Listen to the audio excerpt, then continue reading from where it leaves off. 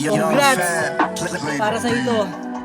Putol, hawak mo na yung diploma. Tanginang yan, napakasarap mo na matitigan sa kalagayan mo na ganyan. At isa ako sa mga testigo, handang maglapag ng resibo sa mga bawat minuto na kasama ka sa bawat mga pinagdadaan.